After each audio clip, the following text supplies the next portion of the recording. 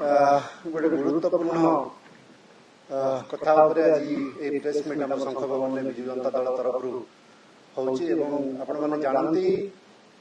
बारंबार बेलांग पिपली निर्वाचन मंडल में बेआईनी बालीघाट पर आम बारंबार लोकलोचन को कथा आनीचु आपनकर गणमाध्यम कथा आनीचु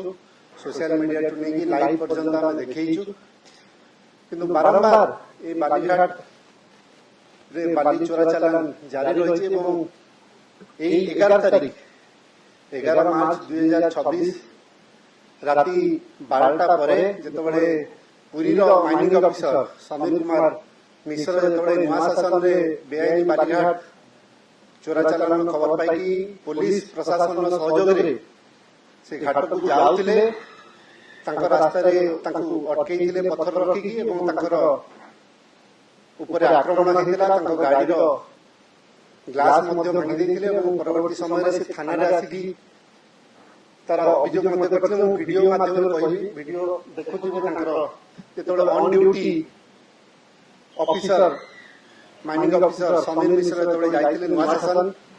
गाड़ी पर आक्रमण होता एवं तार परवर्ती समय सी आसिक एफआईआर देते सब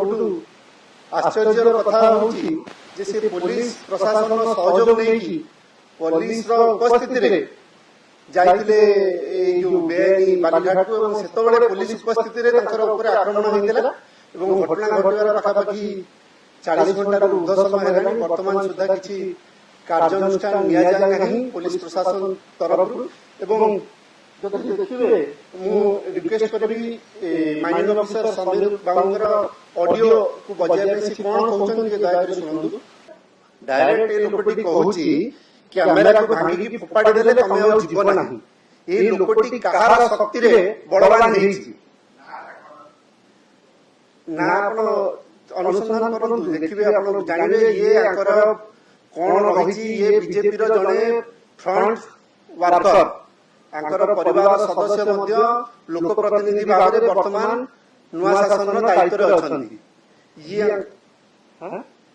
एवं मु आपनको जरिया पुणी थे माननीय मुख्यमंत्री को निवेदन करी सरकार निद भांगू एवं जोटी सरकार ऑफिसर ऑन ड्यूटी ऑफिसर सुरक्षित नुहति पुलिस प्रशासन सुरक्षित नुहति ये लोक कौन सुरक्षा देवे निश्चित रूप आशा करी आपनको जरिया मुख्यमंत्री एवं सरकार निद भांगे से पदक्षेप नेबे 2 वर्ष होला पदक्षेप नै